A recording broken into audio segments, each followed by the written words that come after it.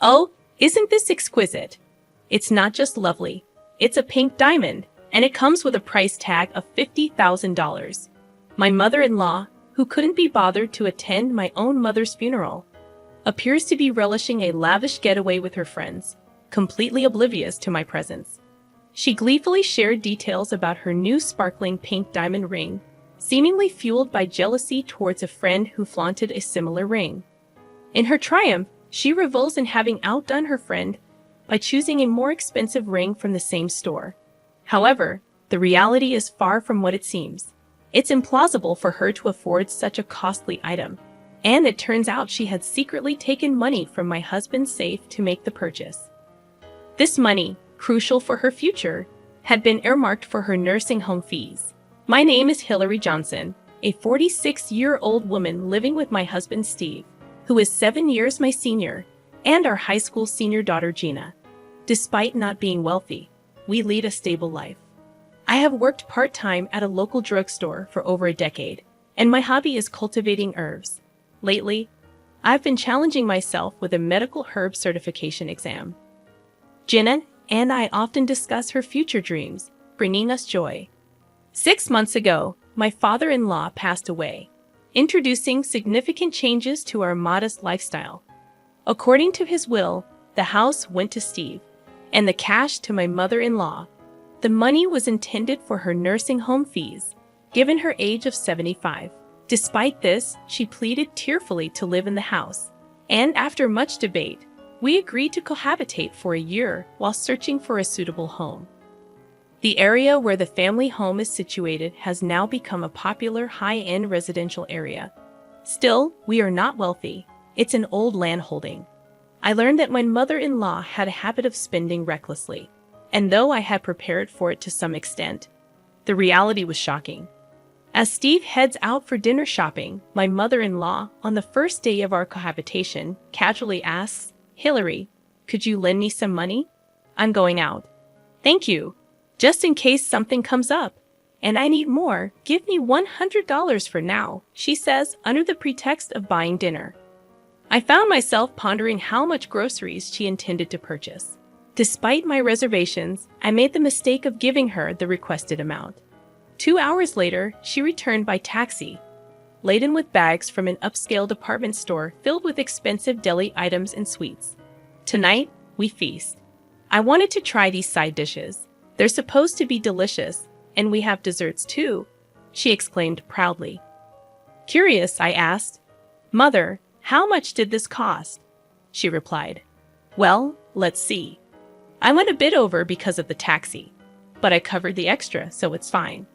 Her proud declaration left me speechless, but little did I know this was just the beginning. Managing finances became my biggest headache after moving to the family home. While my father-in-law was alive, we used online supermarkets for groceries, paying with his card. Learning from my initial mistake of giving her large sums of money, I no longer entrusted her with shopping and kept the wallet in a locked drawer. Unhappy with not receiving money, she stopped doing any housework, caring only for the flowers at the entrance. Despite our monthly allowance of $300, she squandered it on clothes, beauty salons, meals, or coffee with neighbors. By mid-month, she would usually run out of money and ask for more. Frustrated by her reckless spending, as I was saving for my daughter's education, I calmly admonished her when she requested more money for a lunch date with friends. "Even Steve, who works, gets an allowance of $300. I can't give you more than someone who's working, so please use it more wisely." Dissatisfied, she returned to her room, likely to ask Steve for money later. The allowance came from the nursing home fund, and if it diminished, it would be her who suffered. When Steve came home, I expressed my concerns. "Did your mother ask you for more allowance again?" He replied, "Yes, she did. But I can't be too hard on her. She must be lonely without Dad. She's always been vain, you know. But I want to fulfill her wishes for at least this year that she's here." "I understand, but your kindness isn't truly benefiting her. Besides, it will eventually have repercussions for us." "You're right. I get it." My mother-in-law had a tendency to flaunt, especially in front of her 3 old friends who were mothers of my husband's classmates, living in the neighborhood. I became aware of this during the funeral arrangements for my father-in-law. Steve, it's your father's funeral, so arrange the altar this way and get more extravagant flowers. The neighbors are coming. Don't embarrass your father, she instructed. Steve, being the spouse, complied with her demands to some extent, but the costs were significantly high. My mother-in-law's primary aim was to show off to the neighbors. I even felt sympathy for her, having to keep up with people from a different lifestyle. During the funeral, she only greeted 3 families of her friends. One day, after having lunch with her friends, she came back excited, her eyes sparkling. Today, Debbie showed me a ring worth $20,000 that she got from her husband for their golden wedding anniversary. I've never seen a $20,000 ring before. That's a wonderful gift. You don't have such wealthy friends, do you, Hillary? You'll probably never see anything like that in your life, she remarked with superiority and sarcasm, using her friends to boast. Hillary, you're so plain. Why don't you put on some makeup? Have you never been to an upscale lunch? It was all about one-upping me.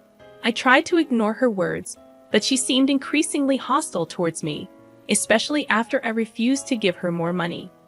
After settling my father-in-law's affairs and starting to look for a nursing home, my mother's health took a turn for the worse. When my sister and I rushed to the hospital, the doctor informed us that she had about 3 months to live due to advanced cancer. She was in a fragile state and could deteriorate at any time. My mother had occasionally mentioned feeling unwell before, but being a person of great endurance, it wasn't easy for her to show any signs of weakness. I regretted not paying more attention to her. I asked my sister to stay with her while I went to fetch some clothes and valuables from her apartment. As I packed a large bag in her room, I found some cash, likely her living expenses for the month, in a drawer. I took the cash with me, planning to shower and head back to the hospital. I left the bag in Steve's upstairs room and, after getting ready, noticed the zipper slightly open. A sense of unease washed over me as I checked the bag and found the cash missing. Suppressing my rising anger, I went downstairs to my mother-in-law's room. "Mother, may I ask you something?" I inquired as she prepared to leave. Turning around, she asked, "How's your mother doing? I have plans with my friends right now." I confronted her.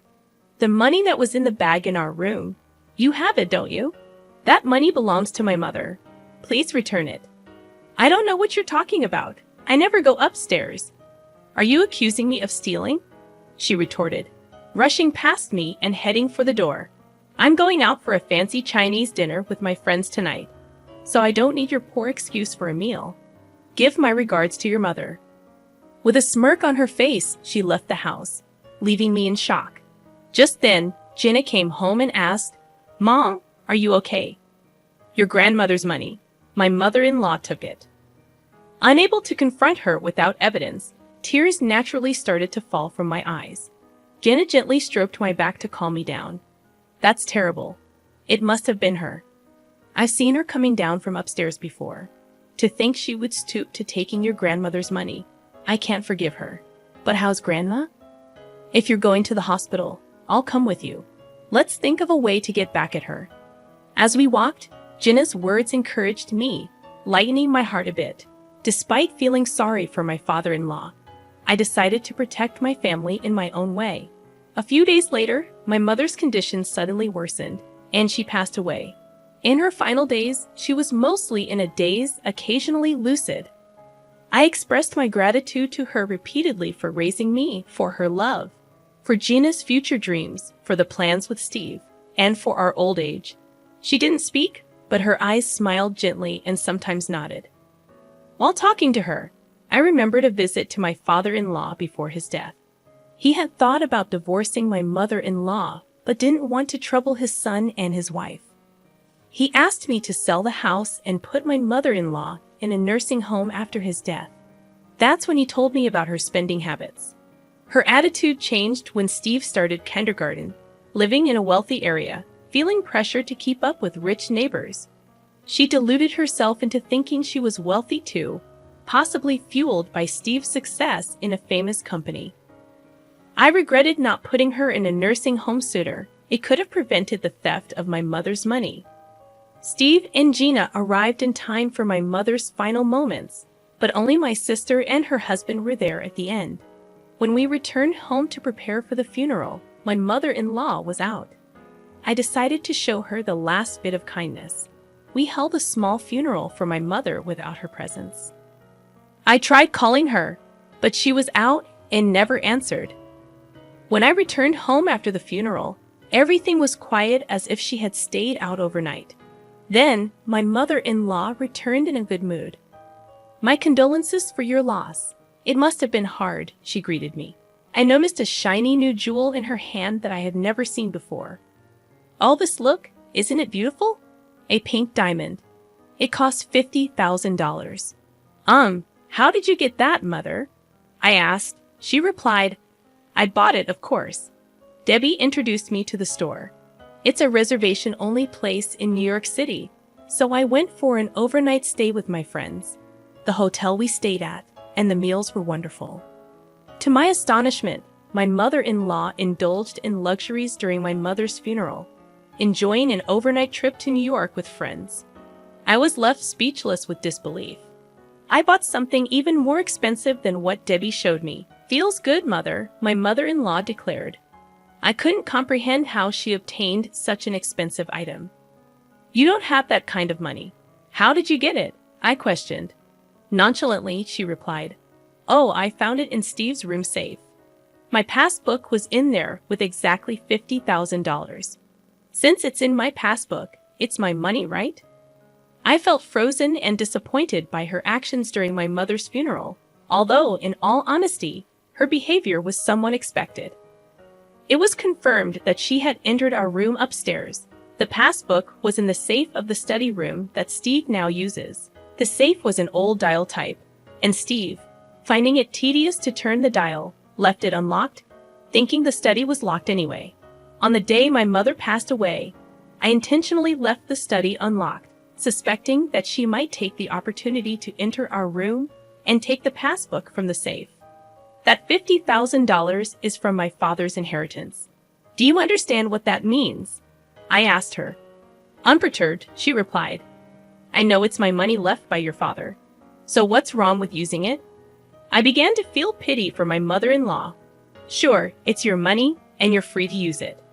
But that was meant for your old age. We'll be moving out, so please manage on your own from now on." At first, my mother-in-law looked confused, but she slowly turned pale as she understood my words. "Wait, isn't there a separate fund for the nursing home? It's more than this amount, right?" she inquired.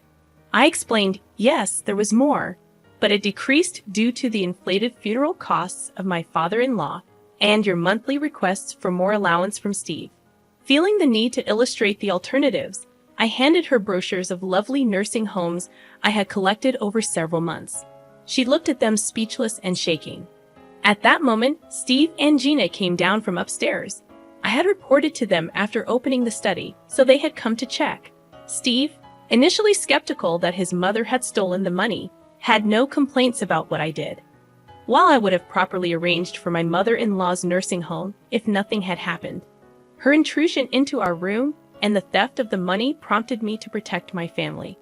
I had made it clear that entering our room and touching the money was unacceptable. I decided to sever ties with her for life. "Steve, you'll stay in this house, right? It's sad to sell a house filled with memories, but taking care of parents is a son's duty." I desperately clung to Steve. Checking the safe, I realized she had taken more than the passbook. The cash I withdrew for the car inspection too. "That's too much. I trusted you, Steve," I said, shocked by her actions. Struggling to speak, Steve admitted, "Oh, I have it. Just borrowed a bit. It was $11,000. But that wasn't all." "What about Hillary's mother's money?" I demanded. Panicking, she replied, "Oh, I'll return that too." "Then it's fine, right, Hillary? You'll forgive me now, won't you?" She hastily handed me the money, possibly pretending about the $50,000 ring. Until the end, there were no words of apology about my mother's money.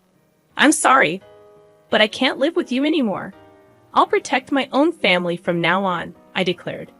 She broke down crying, clinging to Steve till the end. However, Steve's grief-stricken anger was intense, and he acted quickly. He sold her belongings to create a lump sum and found a nursing home affordable on her pension. The chosen home, though, was far from the family home.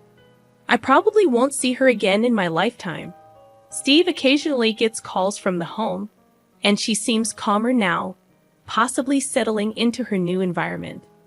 I regretted not placing her in a home earlier. Perhaps if we hadn't lived in that house, her life might have been happier. A part of me felt a little sympathy for her. After she left, we moved, waiting for Jenna's graduation. Jenna got into her desired university and started living on her own. The family home, being in a popular area, quickly found a buyer. Steve is now applying for a transfer to a branch near the sea. We plan to spend a few years until retirement there, searching for our final home. We hope to continue living peacefully and harmoniously as a family.